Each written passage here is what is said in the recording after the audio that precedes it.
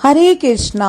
आप सभी को मोक्षदा एकादशी और गीता जयंती की हार्दिक शुभकामनाएं।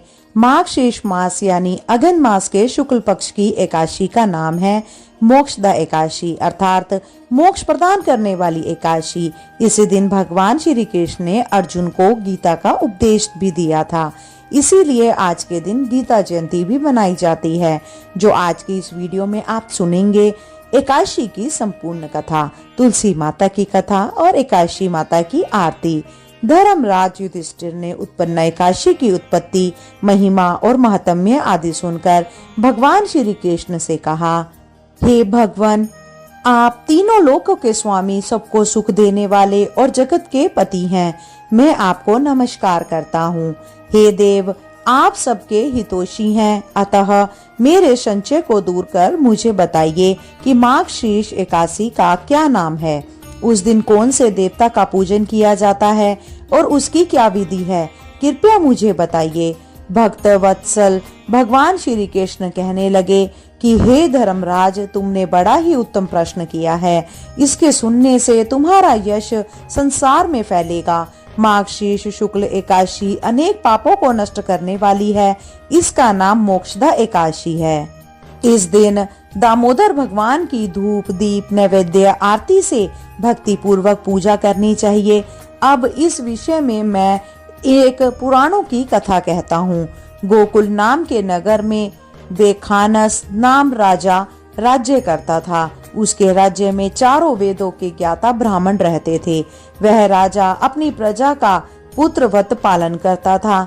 एक बार रात्रि में राजा ने एक स्वप्न देखा कि उसके पिता नरक में हैं। उसे बड़ा आश्चर्य हुआ। प्रातः वह विद्वान ब्राह्मणों के पास गया और अपना स्वप्न सुनाया। उसने कहा, मैंने अपने पिता को नरक में कष्ट उठाते देखा है। उन्होंने मुझसे कहा कि हे पुत्र, मैं नरक में पड़ा हूँ, यहाँ से तुम मुझे मुक्त कराओ। तब मैंने ये वचन सुने हैं, तब से मैं बहुत बेचैन हूँ। चित्त में बड़ी अशांति हो रही है। मुझे इस राज्य, धर्म, पुत्र, स्त्री, हाथी, घोड़े आदि में कुछ भी सुख प्रतीत नहीं होता। क्या करूँ? राजा ने कहा, ब्राह्मण देवताओं, इस दुख के कारण मेरा सारा शरीर जल रहा है। अब आप कृपा करके कोई तप, दान और व्रत आदि ऐसा उपाय बताइए जिससे मेरे पिता को मुक्ति मिल जाए। उस पुत्र का जीवन व्यर्थ है जो अपने माता पिता का उद्धार न कर सके। एक उत्तम पुत्र जो अपने माता पिता तथा पूर्वजों का उद्धार करता है, वह 1000 मूर्खों पुत्रों से अच्छा है। जैसे एक चंद्रमा सारे जगत में प्रकाश कर देता है, परंतु हजारों तारे नहीं कर सकते। ब्राह्मणों ने कहा, हे राजन, यहाँ पास ही भूत भविष्य वर्तमान के ज्ञाता पर्वत ऋषि का आश्रम है। आपकी समस्या का हल वे जरूर करेंगे। ऐसा सुनकर राजा मुनि के आश्रम पर गया। उस आश्रम में अनेक शांत चित्त योगी और मुनि तपस्या कर रहे थे। उसी जगह पर्वत मुनि बैठे थे।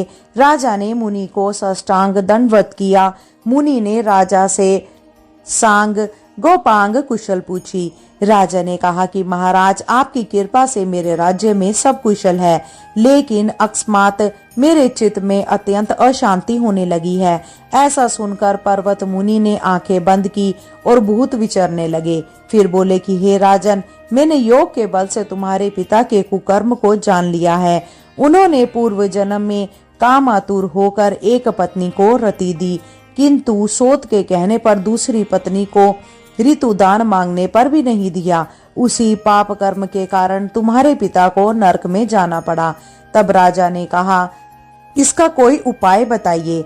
मुनि बोले, हे राजन, आप माघ शीर्ष एकादशी का उपवास करें और उपवास के पुण्य को अपने पिता को संकल्प करा दें। इसके प्रभाव से आपके पिता की अवश्य नरक से मुक्ति होगी। मुनि के ये वचन सुनकर राजा महल में आया और मुनि के कहने अनुसार कुटुंब सहित मोक्षदा एकादशी का व्रत किया। उसके उपवास का पुण्य उसके पिता को अर्पण कर दिया। इसके प्रभाव से उसके पिता को मुक्ति मिल गई और स्वर्ग में जाते हुए वे पुत्र से कहने लगे, हे पुत्र, तेरा कल्याण हो। यह कहकर स्वर्ग चले गए। मार्गशीर्ष मास की शुक्ल पक्ष की मोक्षा एकादशी को जो व्रत करते हैं उनके समस्त पाप नष्ट हो जाते हैं।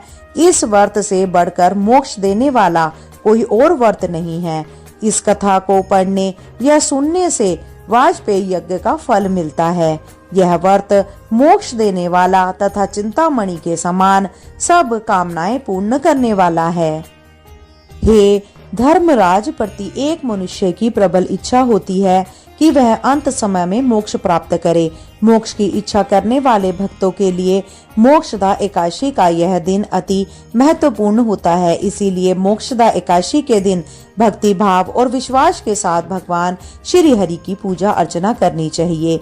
यह माता पिता के प्रति भक्ति और दूसरों के लिए पुण्य अर्पित करने की श्रेष्ठ और पवित्र कथा है। मोक्षदा एकादशी का दिन केवल मनुष्यों का नहीं बल्कि उनके पितरों का भी भला करता है। अपने किसी सगे संबंधी मित्र बंधु को भी इस वर्ष का फल अर्पण करने से उसके भी पापों और कलेश का नाश हो जाता है। प्रेम से बोलिए विष्णु भगवान की जय, कृष्ण भगवान की जय। पौराणिक कथा के अनुसार प्राचीन काल में जालंधर नाम का एक राक्षस हुआ करता था जिसने चारों तरफ बहुत उत्पात मचा रखा था। वह राक्षस बहुत ही वीर और पराक्रमी था। राक्षस की वीरता का रहस्य था उसकी पत्नी वृंदा का पतिव्रता धर्म, और वृंदा अपने इस पतिव्रत धर्म का पालन बहुत अच्छे तरीके से करती थी। पत्नी के व्रत के प्रभाव से ही वह राक्षस इतना वीर बन पाया था। उसके उत्पात और अत्याचार से परेशान होकर देवतागण भगवान विष्णु के पास गए और उनसे राक्षस से बचने की गुहार लगाई। सभी देवताओं की प्रार्थना सुनकर भगवान श्री विष्णु ने वृंदा का पतिव्रत्य धर्म भंग करने का निश्चय किया। भगवान ने जालंधर का रूप धरा और वृंदा के महल में पहुंच गए। जैसे ही वृंदा की नजर अपने पति पर गई,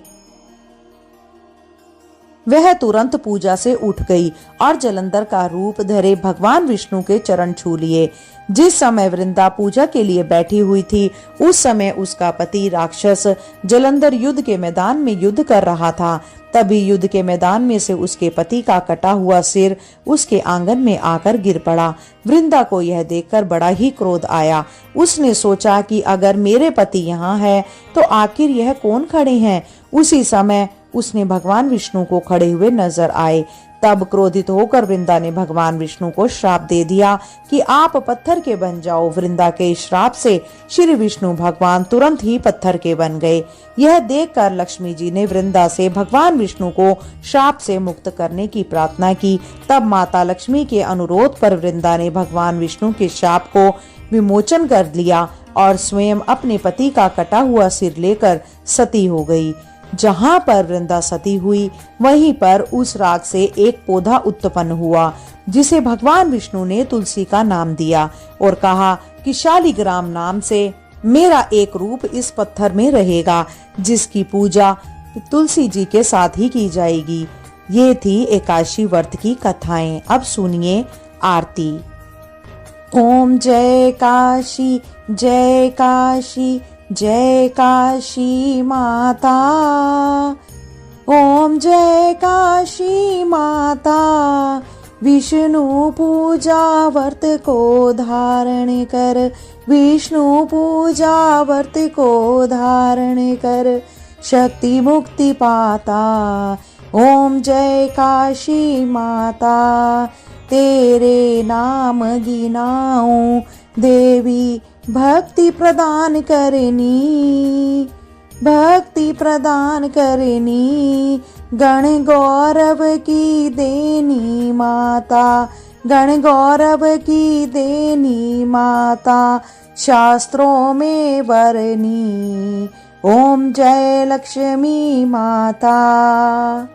माघशीर्ष के कृष्ण पक्ष की उत्पन्ना विश्वतारिणी जनमी, शुक्ल पक्ष में होई मोक्षदा, शुक्ल पक्ष में होई मोक्षदा, मुक्तिदाता बन आई। ओम जय काशी माता। पोष के कृष्ण पक्ष की सफला नामक है, शुक्ल पक्ष में होए पुत्रदा, शुक्ल पक्ष में होए पुत्रदा, आनंद अधिक रहे। ओम जय काशी माता।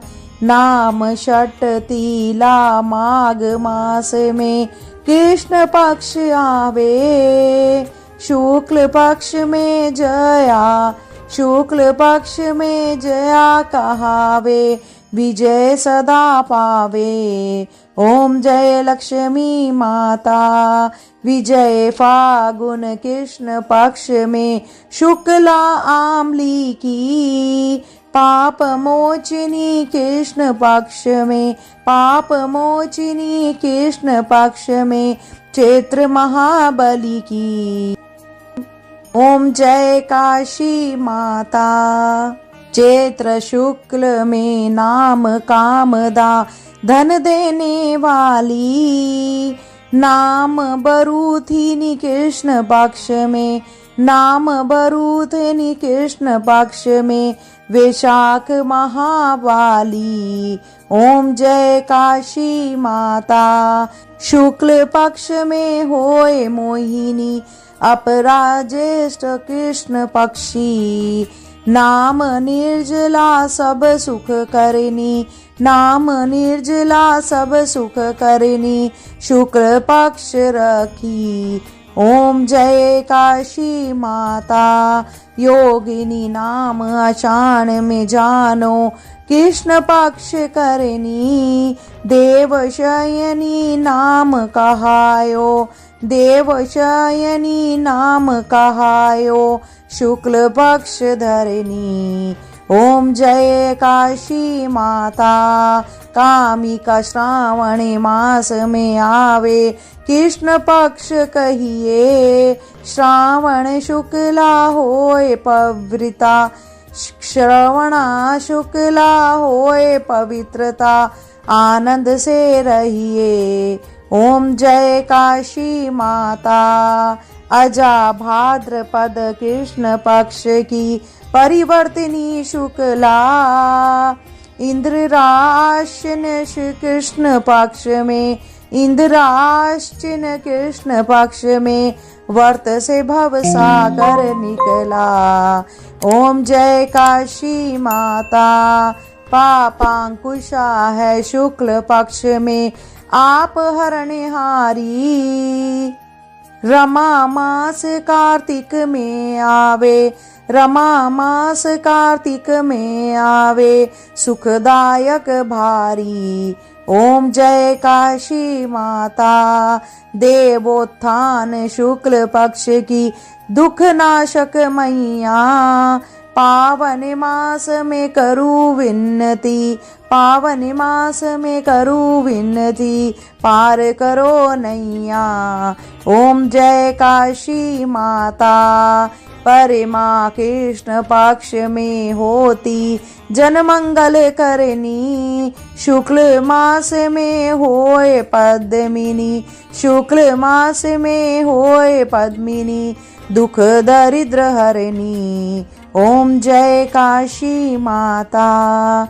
जो कोई आरती काशी की भक्ति सहित गावे, जन गुरुदिता स्वर्ग का वासा, जन गुरुदिता स्वर्ग का वासा, निश्चय वह पावे। ओम जय काशी माता। ओम जय काशी माता। मैया जय काशी माता। बोलो एकाशी माता की जय। बोलिए लक्ष्मी नारायण भगवान जी की जय। आज की कथा पसंद आई हो तो वीडियो को लाइक कीजिएगा, शेयर कीजिएगा, कमेंट में श्री लक्ष्मी नारायण जी की जय अवश्य लिखिएगा। चैनल को सब्सक्राइब भी अवश्य कीजिएगा। जब तक के लिए जय श्री कृष्णा। राधे राधे।